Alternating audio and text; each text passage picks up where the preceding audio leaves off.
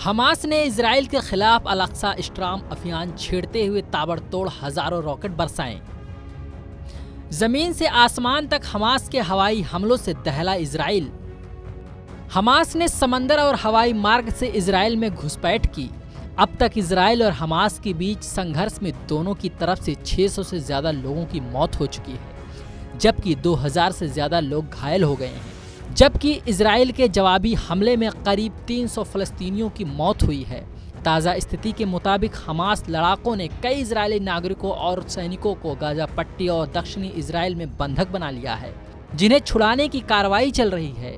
Israel ने Gaza पट्टी में हमास के 17 ठिकानों और 4 हेडक्वार्टर पर हवाई हमले किए हैं। लेबनान से रॉकेट हमले के जवाब में इजराइल ने भी कुछ ठिकानों पर बमबारी की है। लेबनान में मौजूद संगठन हिजबुल्लाह ने इजराइल के माउंट डो पर हुए हमले की जिम्मेदारी ली है। इजराइल के सुरक्षा प्रमुखों की बैठक में पीएम नेतन्याहू ने घुसपैठियों के सफाई के निर्देश दिए हैं। उन्होंने कहा कि यह एक जंग है और हम ये जंग जीतेंगे। מהבוקר מדינת ישראל נמצאת במלחמה. היעד הראשון שלנו הוא קודם כל לתאר את השטח מכוחות האויב שחדרו פנימה ולהשיב את הביטחון והשקט ליישובים שהותקפו. היעד השני במקביל הוא לגבות מחיר עצום מהאויב גם ברצועת עזה. היעד השלישי הוא לבצר זירות אחרות כדי שאיש לא יטעה ויעשה את הטעות להצטרף למלחמה הזאת. אנחנו במלחמה צריך לשמור על קור רוח. אני קורא לכל אזרחי ישראל להתאחד כדי להשיג את היעד העליון שלנו, ניצחון במלחמה. इजराइल और फिलिस्तीन के बीच गाजा पट्टी को लेकर आखिर क्या विवाद है, एक नजर डालते हैं।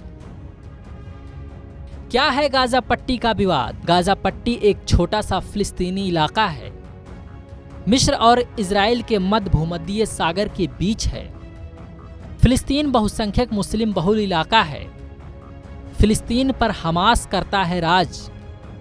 1947 में यूएन ने फिलिस्तीन को बांटा।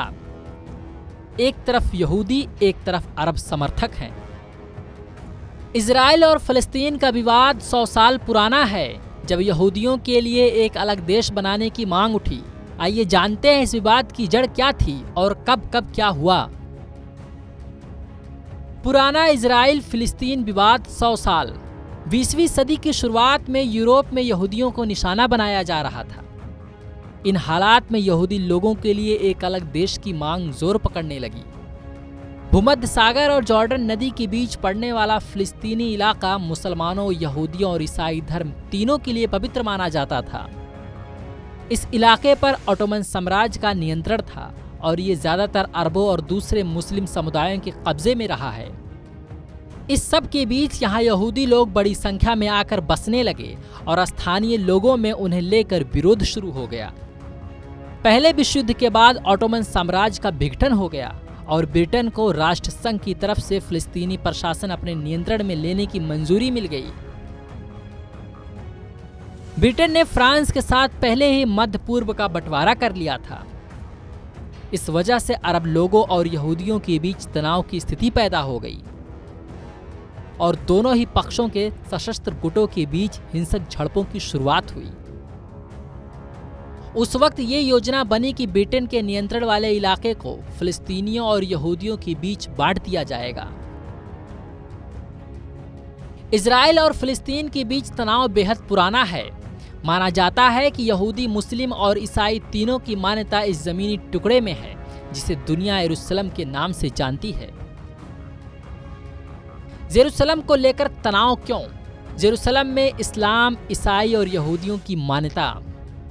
ईसाइयों के लिए पवित्र the church of the holy sepulchre, Jesus को इसी जगह पर सूली पर चढ़ाया गया था। यहूदियों के लिए भी काफी पवित्र है।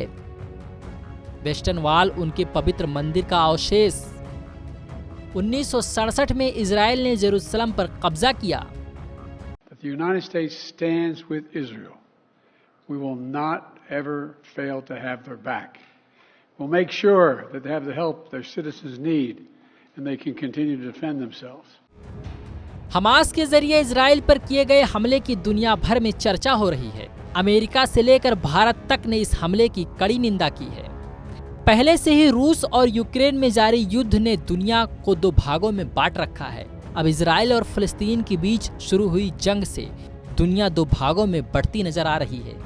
ईरान और लेबनान का हमास के समर्थन में उतरना ये दिखाता है कि ये खूनी संघर्ष लंबे समय तक जारी रह सकता है। Bureau report JK24x7 news.